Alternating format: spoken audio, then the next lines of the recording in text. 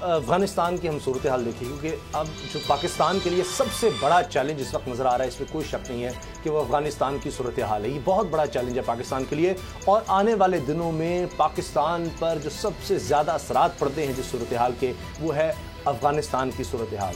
पाकिस्तान ने भरपूर कोशिशें की, अब भी कर रहा है, हमसायों को साथ मिला रहा है, क्योंकि पाकिस्तान ने बड़ा भुगता है।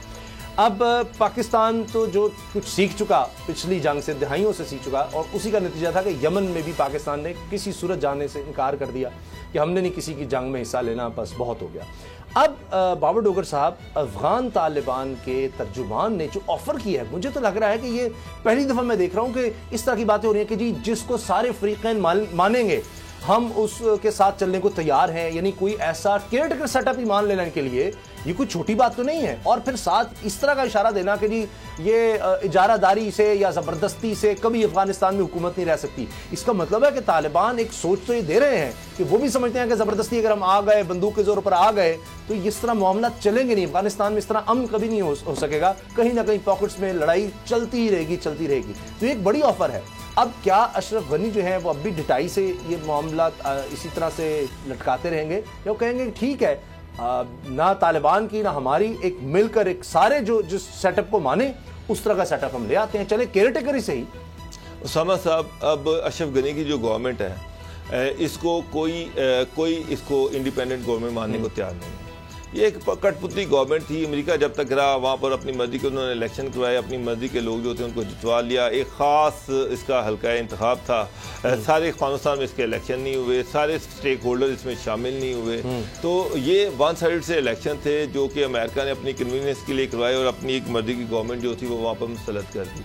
अब इशू ये है कि अमेरिका को चाहिए था कि जाने से पहले सारे स्टेक होल्डर्स को इकट्ठा करता, सारे स्टेट, उसमें चाइना भी आता, उसमें रशिया भी आता, पाकिस्तान को भी इत्मीनान में लिया जाता, नेटो फोर्सेज जो हैं उनके जो ममालिक हैं उनको भी इत्मीनान में लिया जाता। यहाँ पर एक पूरे अफगानिस्तान में सारे स्टेक होल्डर को मिला के एक इंडिपेंडेंट या इलेक्शन करवा दिए जाते, या फिर एक इंडिपेंडेंट गवर्नमेंट बना दी जाती, इंटरिम गवर्नमेंट बना दी जाती इस ट्रांजिशन दौर में, जो सारे फ्रीकों को एक्सेप्टेबल होती। अब अशरफ गनी की गवर्नमेंट जो है वो एक कंसेंसस गवर्नमेंट नहीं है। तालिबान और बहुत सारे ऐसे 85% इलाकों में तो उसकी गवर्नमेंट है ही नहीं, उसकी रेट ही कोई नहीं है। अब काबुल का तक इस गवर्नमेंट का सारा मैंडेट महदूद है, तो तालिबान या किस तरह से इस गवर्नमेंट को एक्सेप्ट कर सकते हैं।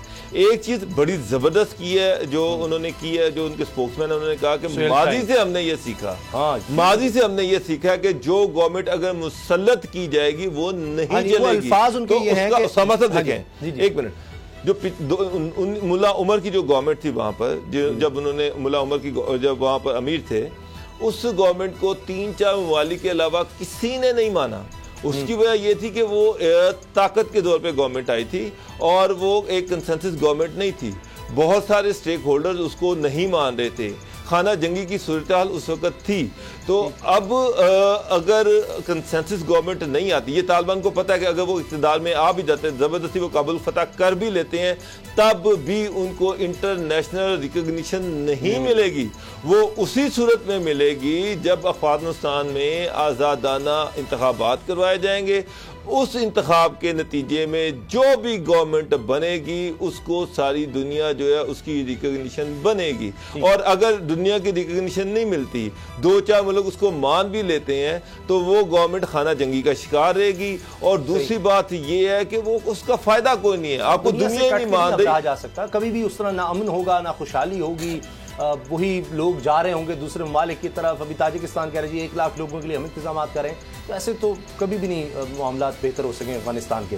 लेकिन ये चीज़ बड़ी खुशाइंद है कि जो अल्फाज हैं जिसका जिक्र आपने किया कि तालिबान के तर्जुमान सुहेल शाहीन ने कहा कि जी मैं वाज़ेह करना चाहता हूँ कि हम इक़्तिदार की इजारादारी पर यकीन नहीं रखते, क्योंकि माजी में अफगानिस्तान में इक़्तिदार पर इजारादारी कायम करने वाली हुकूमतें कामयाब नहीं हुई, लिहाजा हम इस फार्मूले को दोहराना नहीं चाहते। अब इसका मतलब यह है कि वो एडमिट एक तरह से कर रहे हैं कि हम उसको दोहराना नहीं चाहते। वही जो आपने बात की मुल्ला उमर के दौर की, कि बहुत से लोग कहते हैं जी बड़ा अच्छा पुरअमन दौर था, लेकिन वो समझ रहे हैं कि उसमें जो मेन चीज़ थी पाकिस्तान, अरब अमारात और सऊदी अरब, इसके अलावा किसी ने उसको रिकॉग्नाइज किया ही नहीं। माना ही नहीं, तो सारी दुनिया उससे लाताल्लुक थी। इस लाताल्लुकी के साथ कोई गवर्नमेंट सस्टेन नहीं कर सकती, नहीं जिंदा रह सकती। आपको इस इंटरनेशनल कम्युनिटी का से आपको इत्तेमाद का वोट लेना पड़ेगा, आपको उसका इत्तेमाद लेना पड़ेगा, जीतना पड़ेगा। वो तभी पॉसिबल है जब आप वहां पर आजादाना इलेक्शन कराएंगे। उस इलेक्शन के नतीजे में जो भी गवर्नमेंट आएगी उसको दुनिया मानेगी। अब ये अशरफ गनी की जो गवर्नमेंट है, मोहित साहब सही कह रहे हैं, मोहित जो हमारे स्पेशल असिस्टेंट हैं, उन्होंने ये कहा कि वो ये पाकिस्तान के खिलाफ स्टेटमेंट देती रहती है, इंडिया के हाथों ये कठपुतली बने हुए हैं। अगर पाकिस्तान अपना एक सियासी रोल प्ले कर रहा है, सारी दुनिया पाकिस्तान की तरफ देख रही है, अफगान गवर्नमेंट जो है वो पाकिस्तान को बुरा भला कह रही है, वहाँ पर अगर खाना जंगी है तो उसका इल्ज़ाम पाकिस्तान पर दे रही है कि भाई उसका इल्ज़ाम तुम अमेरिका पे दो जो तुम्हें इस तरह से छोड़ के गया है। अमेरिका जो था यहाँ तो अमेरिका यहाँ पर अमन कायम करता, एक पुरअमन गवर्नमेंट जो थी वो उसको यहाँ पर स्टैब्लिश करता, उसके बाद यहाँ से जाता। अमेरिका रातों रात भाग गया और जिसके सर पे ये खड़े हुए थे वो जो उनके ऊपर छत थी वो धड़ाम से नीचे गिर गई। अब उसको अमेरिका को ये कुछ कह नहीं सकते कि उन्होंने, क्योंकि मुझे पता है कि जो ही अगर तालिबान काबुल में दाखिल होते तो इन्होंने अमेरिका में जाके भाग जाना है। अब ये सारा इल्जाम जो है भारत के कहने पे ये पाकिस्तान पे डाली जा रही है। भारत तो खुद चाह रहा है कि तालिबान से कोई ना कोई राबते कोई बना सके। मैं दिख रहा था फॉरेन पॉलिसी मैगजीन भी इस बारे में लिख रहा है, लेकिन अभी तक कोई खास पेशरफ नहीं हो सकी। तालिबान की तरफ से कोई बहुत ज्यादा कोई मुस्बत इशारे नहीं है भारत के लिए। अब भारत डबल गेम खेल रहा है, दोगली पॉलिसी।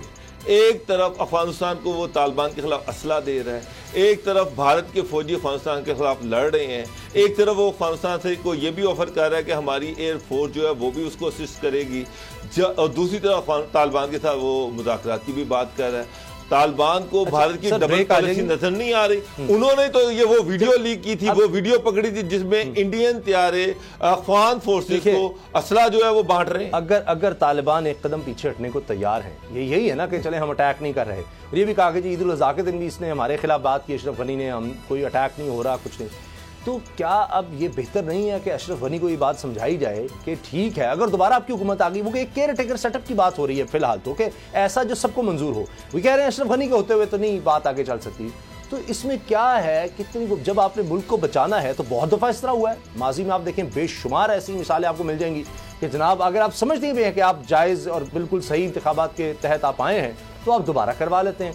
तो अशरफ गनी क्यों नहीं पीछे हटता? देखिए मुसम्मद साहब, एक तरफ आप वो कह रहे हैं जबकि जी ये सिर्फ पीछे हट जाए, हम ऐसा कोई सेटअप जो सब माने, तो ऐसा तो बन जाएगा। कतर मौजूद है, हमसाया ममालिक मौजूद हैं, यूएन के लेवल पर कुछ न कुछ हो सकता है, कोई पीस कीपिंग की बात हो सकती है कि जिसके तहत जनाब एक सेटअप आ गया जिसको सारे मान रहे हैं, और उस सेटअप के होते हुए कोई इंतखाबात या उसकी फिर बात कर ली जाए ताकि एक अमन तो हो। उसामा साहब, एक तरफ बात की जा रही है कि अफगानिस्तान में अमन होना चाहिए, अफगानिस्तान में अमन के लिए कोई हल ढूंढना चाहिए।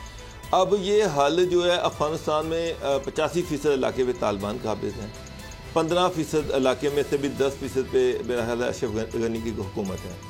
अब अगर वहाँ पर आप एक उसका हल चाहते हैं तो उसका सबसे बड़ा हल ये है कि अशरफ गनी अपने ओहदे से लैदा हो और इसके साथ एक गवर्नमेंट बना ली जाए जिसपे सारे फरीक जो हैं वो उसके। अच्छा, अब आप ये जो बात कर रहे हैं बड़ी अच्छी और दलील वाली बात है कुछ न कुछ, लेकिन फिर वो कहता है जी अशरफ गनी के जी पाकिस्तानी मीडिया जो है हमारे खिलाफ बड़ा बात करता है। हम तो जी हम चाहते हैं सुकून हो, हमारे हमसाया ममालिक वो भी अफगानिस्तान में हमारे भाई हैं, कुछ हम भी चाहते हैं कि वो अमन से ज़िंदगी गुजार सकें, हमारे भी उस वजह से फिर बड़ी तबाही आती है। अच्छा जी, ब्रेक ले रहे हैं, ब्रेक के बाद बात करेंगे पाकिस्तान में अब एक नई लहर इस वबा कोरोना की है, लेकिन क्या किया जा रहा है इसको कंट्रोल करने के लिए। ब्रेक के बाद